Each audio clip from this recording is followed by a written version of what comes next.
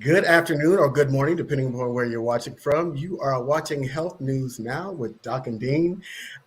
We're going to be here Fridays at noon here on blackdoctor.org. I know if you may have been looking for you, your body, your health, as she told you last week, she is taking a break. She's got some other opportunities. And so now you're going to be watching Health News Now here with Doc and Dean. We have a wonderful, fast paced news program dedicated to culturally relevant health news and information. And so we've got interviews, we've got video, and we've got articles and information that you can use right now for you and your family. So a couple of things we want to do before we get started on this show. First thing we want you to do is let us know where you're watching from. So drop that in the comments.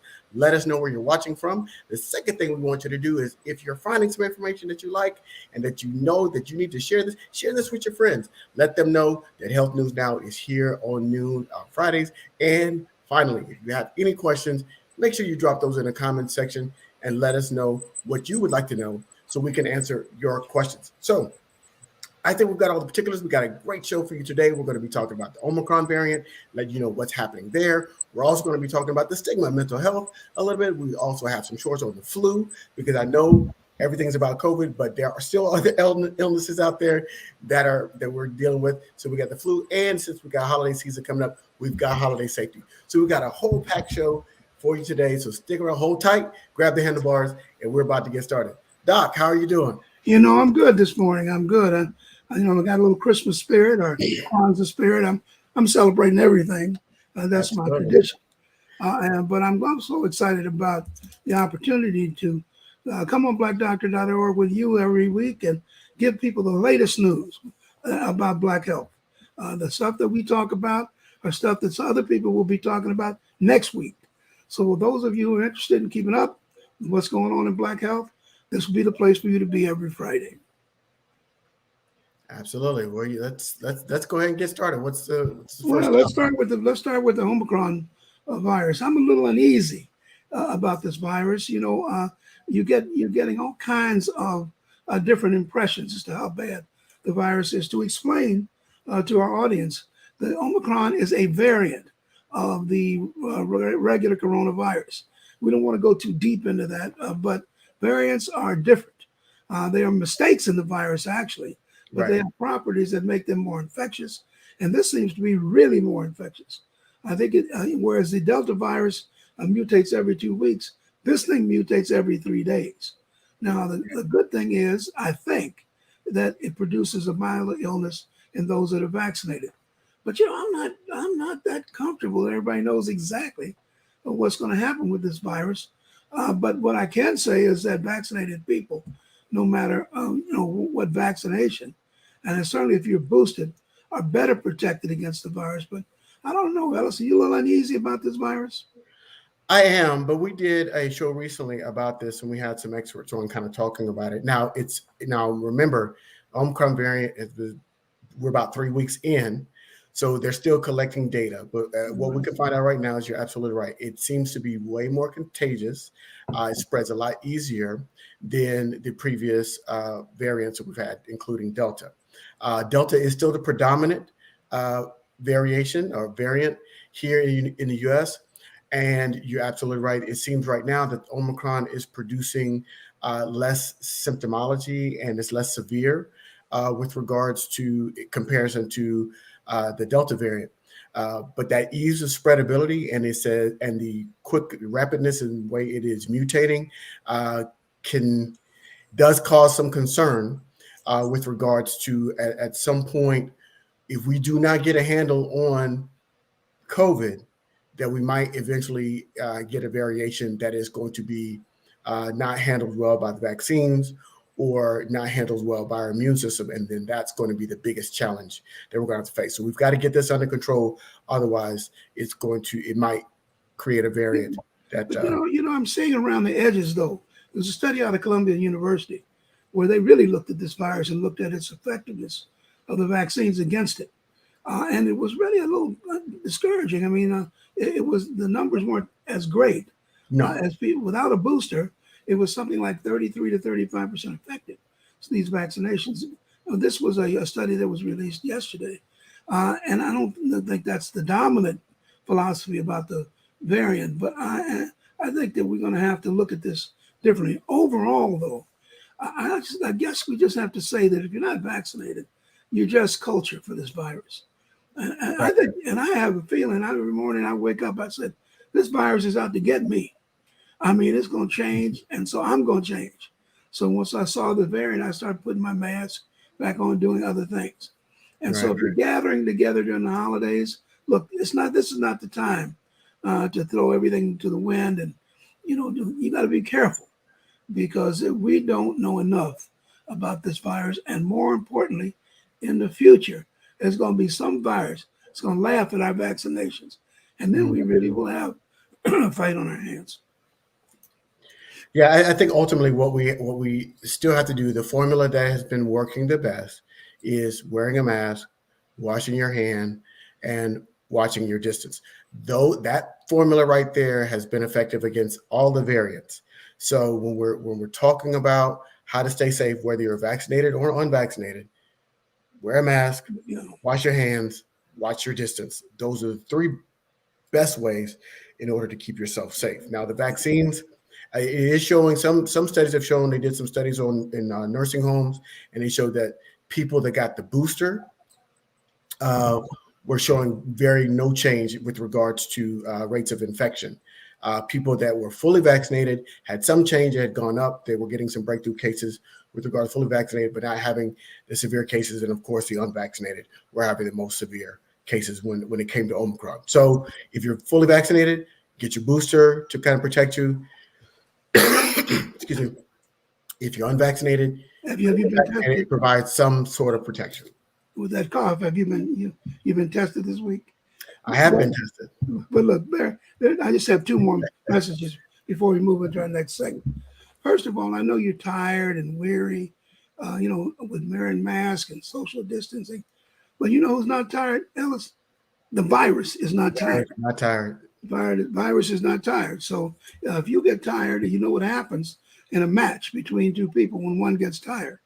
The second thing is, this is the holiday season. We have an ethic for giving gifts. So for those of you who are unvaccinated, why don't you give your family the gift, your family and friends, and tell them you got the shot for Christmas. I think that would be one of the best Christmas presents you can give to all of the people that you know. So we've done that. Let's talk now about something that usually takes over the conversation this time of year, and that's the flu. And I had the opportunity to sit down with two experts to talk about the flu, and let's see if we can hear what they had to say. Happy holidays to all of you. We want to discuss an infection, which we almost forgot about in the midst of the COVID-19 epidemic, and that is flu. Each year about this time flu season begins, it seems to be especially active among young people. You might be surprised to know that each year between 30 and 40,000 people die from the flu, and it disproportionately impacts African Americans. So let's start our program with a detailed discussion about influenza with some experts. To discuss this, we have members of the allergy section of the National Medical Association. Dr. Dorothy Russ, she currently serves as the medical director of the Jacksonville location of AIDS Health Fair Foundation. Our other guest is Dr. Lakeisha Wright. She's a board-certified allergist. One of the problems that I'm seeing as a primary care physician who has a specialty is the difficulty for parents and even adults to tell when they might have the regular viral infection, the flu, or COVID-19. And of course, they're most concerned about COVID-19. I know initially in the pandemic, we thought that if you tested positive for strep or for the flu, that automatically meant you couldn't have COVID. Now we know that you can have multiple comorbidities and multiple illnesses at the same time. Testing is important with a lot of these things, especially with the flu. Time is of the utmost importance when it comes to treatment.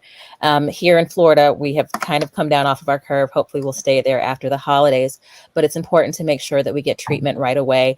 We do have resources for monoclonal antibodies for patients that we suspect have COVID, and similarly making sure that we get patients started on Tamiflu early if they have flu symptoms. But Dr. Wright, what happens here in the Bay Area is that the school sends them home because their nose is running, they have a little diarrhea, and there really doesn't seem to be any standard by which they make the judgment about whether they think it's COVID or whether they think it's not. They just want them out of the school and to get the test. Some of my children have been tested 4 times in the last 4 weeks for different symptoms. Is there any way to do it, or are we just kind of stuck with this until everybody gets vaccinated? I think, it is a tough situation, but we do need to increase those vaccination rates. And I think that would help out. And I think that we can, develop some, policies and some protocols to, try to help distinguish, a URI or regular sort of common cold versus COVID, and the symptoms overlap. So it's very hard. And as Dr. Russ mentioned, I mean, it's really important to get tested. But then we also have to have, practices, because we want to, make sure that we minimize the amount of time that, children are, out of the school. And we want to make sure that we can, safely have them in the classroom. And we need protocols to help us do that. Yeah, I think this is going to be a problem for quite some time. So let's talk a little bit about the flu. I never know when it's flu season. I mean, I'm tempted to get my flu shot now in May, because I didn't know every time I look up, the flu season's already started before I've got the things that I need. When actually is the flu season? Absolutely. So the flu season runs in the United States from early fall to the winter, typically peaking around December to about February. But over the past few years, you're right, we've definitely had outliers.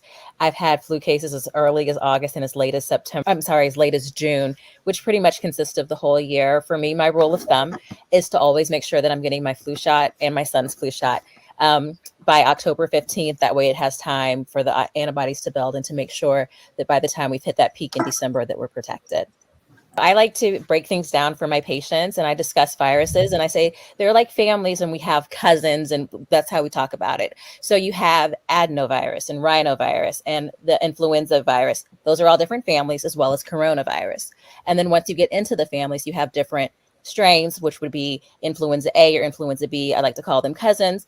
And then you have SARS-CoV-2, which of course is the virus that causes COVID, compared to the SARS virus that we saw in the early 2000s. Would you like to comment on that, Dr. Redon? No, I agree. I think it's really important for people to understand that there are sort of different versions of the virus or strains, and then there are different viruses, families, as Dr. Russ mentioned. There are a lot of people a lot of families who, before the COVID virus issue, were hesitant about getting the flu vaccine. And there are a lot of myths about the flu vaccine as there are about the COVID vaccine. Let's deal with some of those. Does the flu vaccine give you the flu? Absolutely, unequivocally not. There are not a lot of 100% guarantees that we can give in medicine. A lot of times it's benefit risk ratios and analyses, but without a doubt, the flu vaccine does not give the flu, and it's for one simple reason: it's not a live virus. Of course. Sorry, I got so passionate about it. Let me just ask the question again. Just like the coronavirus, there are a lot of myths about the flu virus that people use to keep from getting it. And in fact, before we in California mandated that everybody get vaccinated or that the flu be part of that process, there was the same hesitancy that we saw with the coronavirus that we're seeing. One of the myths is that getting the flu vaccine, how many of my own friends, every time I get the flu vaccine, I get the flu. That vaccine gave me that flu. What about that, Dr. Russ? Absolutely, unequivocally, you cannot get the flu from the flu vaccine. There are not a lot of 100% guarantees that we can make in medicine, but this is definitely one of them. The flu vaccine does not come from a live virus. You cannot get it from the flu vaccine. What typically happens is, again, cold and flu season overlap. So you're in the winter time. There are a lot of other viruses circulating. You get that virus as soon as you've had the flu vaccine, and in your mind, you associate it with being due to the flu vaccine. But again, because it is not a live vaccine, you cannot get the flu from the flu vaccine. Well, so here again, the flu used to be the number one, the big dog, the Master G of the infections. Of course, coronavirus has just overwhelmed that. One thing that we didn't get a chance to talk about in this piece on the flu is that there are 2 flu shots. There's one flu shot for people less than 65, And then there's an enhanced flu shot for people who are over 65. So if you're over 65, there's a different shot for you that's recommended. And I see too often people just go and get a flu shot who are over 65 without the knowledge that there's this second, more potent vaccination that they should be looking for. Points leaving that particular discussion, flu is just still flu. And so consequently, you can have the two together and you can have them in the same week or 2 weeks. Right. Secondly, the flu shot gives you some measure of protection, and everybody should get that flu shot, just like everybody, I think, should get the COVID vaccination. Absolutely. Absolutely. Guys, I think that the key point that you're mentioning there that we need to stress is that you could have both. You can get COVID and the flu. So it's not an either or situation. They both can happen. And so why even take that risk?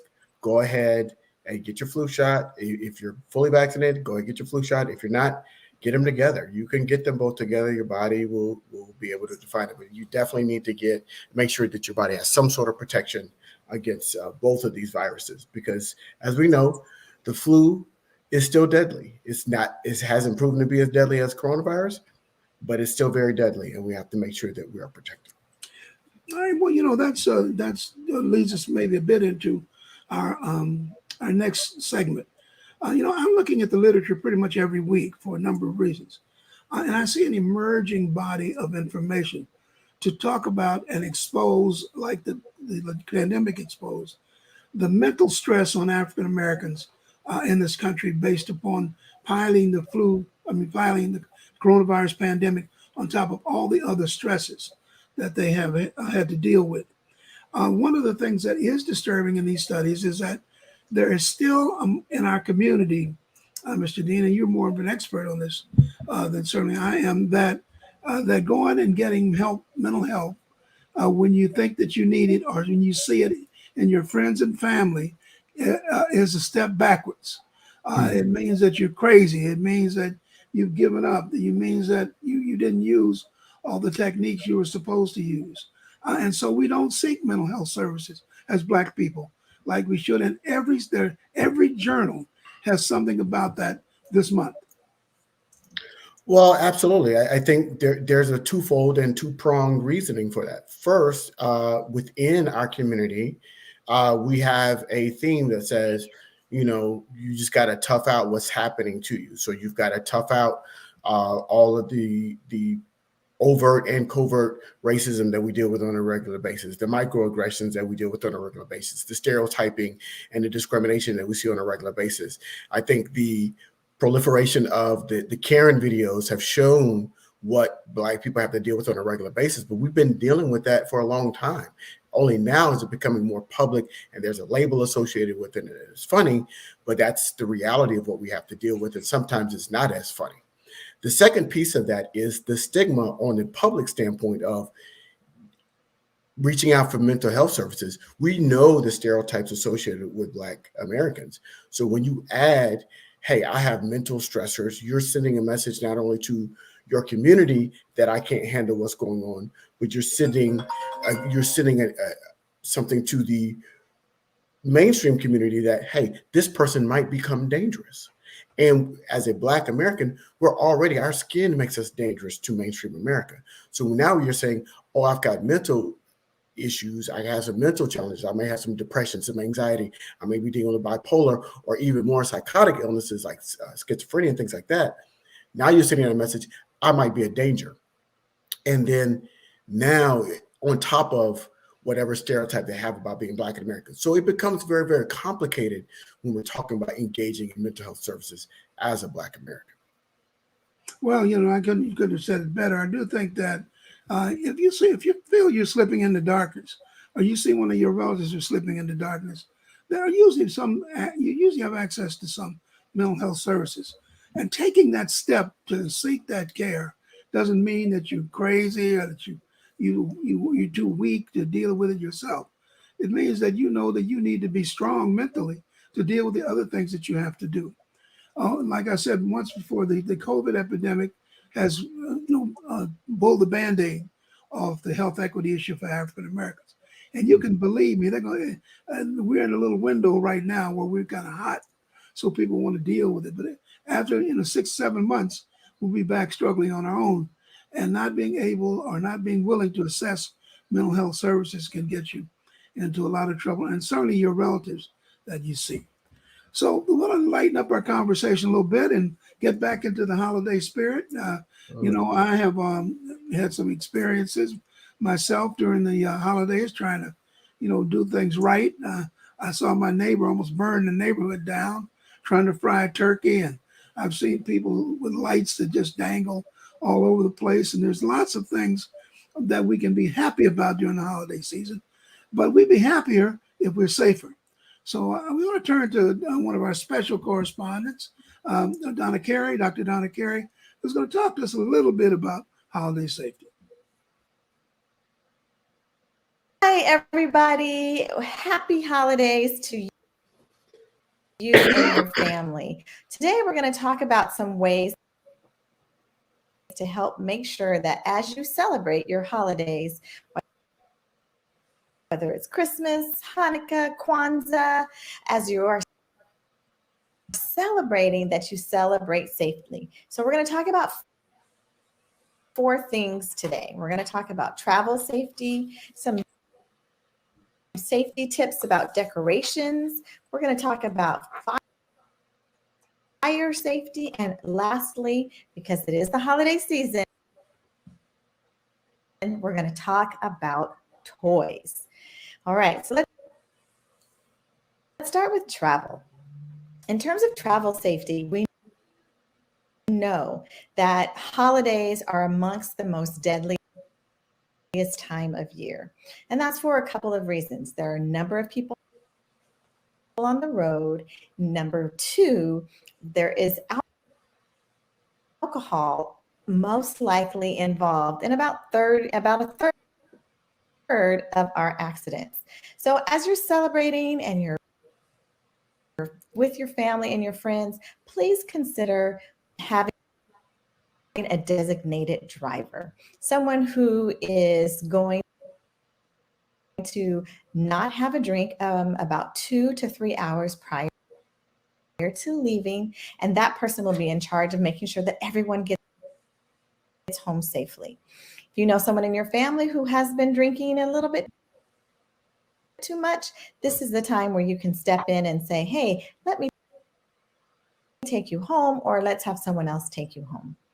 Also, in terms of travel safety, as you're if you're flying or traveling by train or wherever there might be crowds, we want to make sure that you wear your mask inside and that you attempt to try to avoid crowds as much as possible.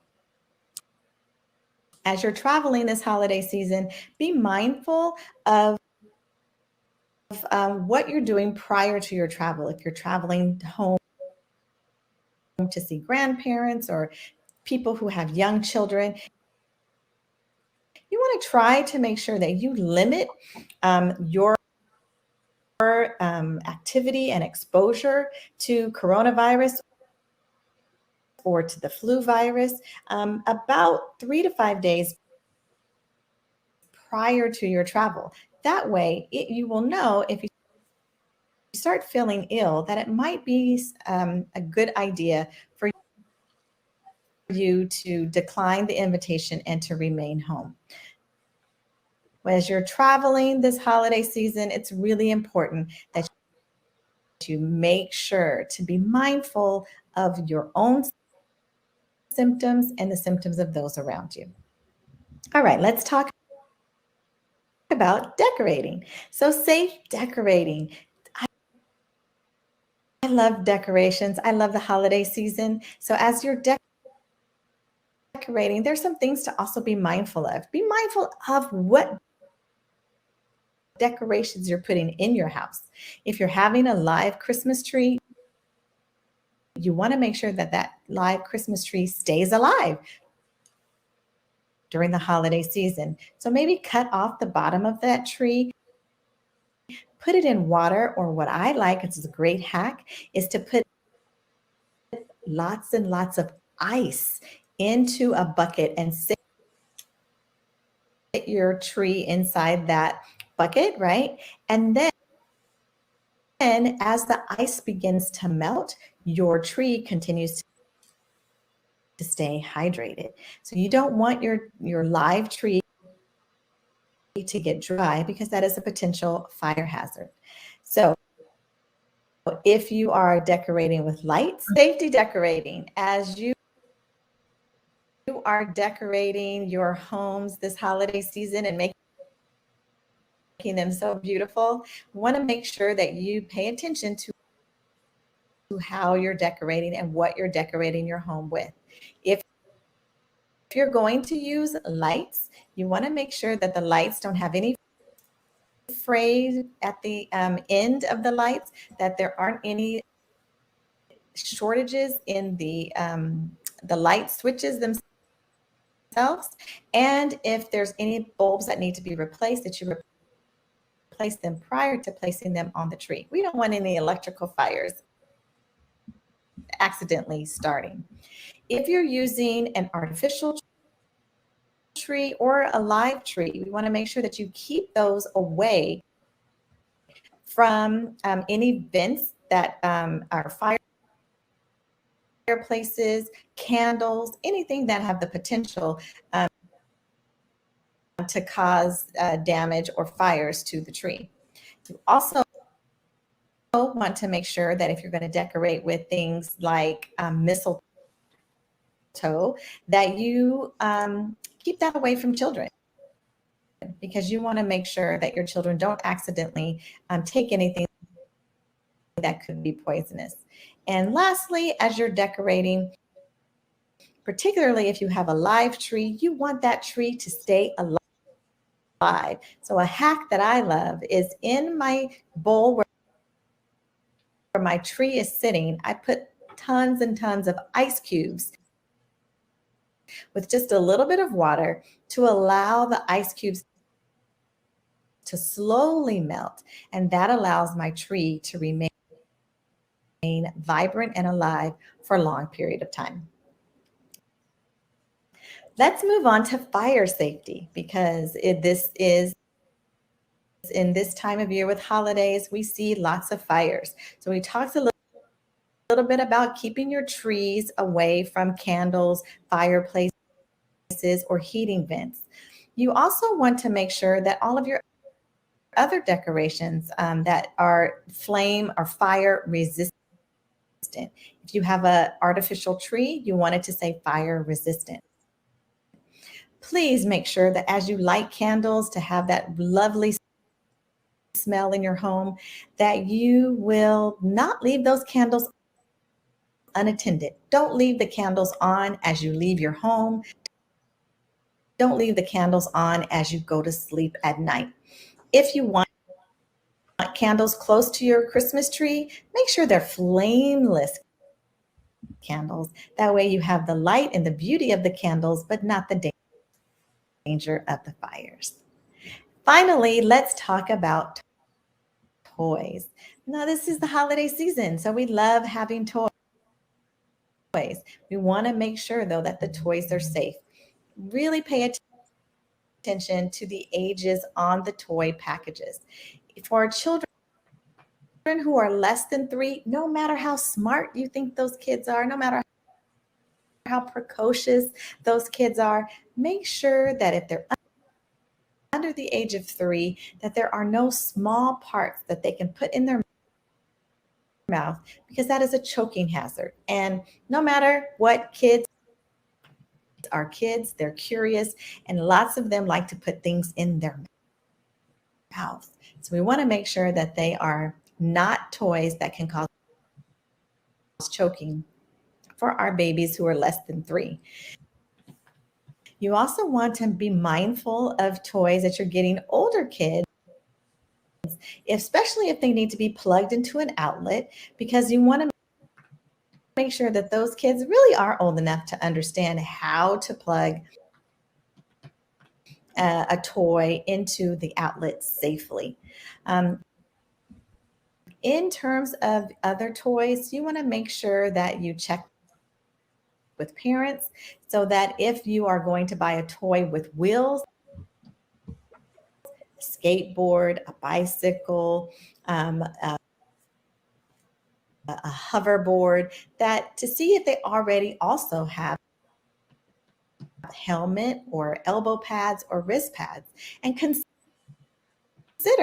in addition to buying that toy with wheels, that you also buy the pads and the helmet so that that child can ride that wheeled toy safely. So during this holiday season, I hope you take these tips and think about what you're doing, who you're around, and how to enjoy this holiday season with your friends and family safely. Yeah, well, a few technical things that we need to work out, but there's some good information in that piece. And so I think every day, every Christmas season, I'm called to the emergency room sometime during that week to see a child who's fallen or who's cut themselves or burned themselves. I've even had a couple of electrical issues. So the things that you talk, I've had tree falls, fallen people on children, and trees catching fire. The tree catching fire is a big thing, and then especially if you have pets that have a tendency, they might chew on some of the electrical cords, fray the electrical cords. You have to be careful about that. Drinking the water out the bottom of the Christmas tree if you have a live tree. Those are some issues you also need to kind of be concerned about with regards to that tree. So, and one final thing I'd like to say about that, if you have people in your life who are not positive, or you have situations with your relatives that kind of blew up last year, they're likely to blow up again this year. You know what I mean? Don't bring these negative people into your life, and don't expect a different result from that uncle or the sister who you never got along with, or your aunt who's always criticizing you since you were a little boy and a little girl. If it didn't work last year, it's not going to work this year, and just don't have those people in your life. I mean, this is a time when everybody's struggling to try to be positive. And so stay away. My advice, and nothing scientific about it. I'm not a therapist or don't have those credentials.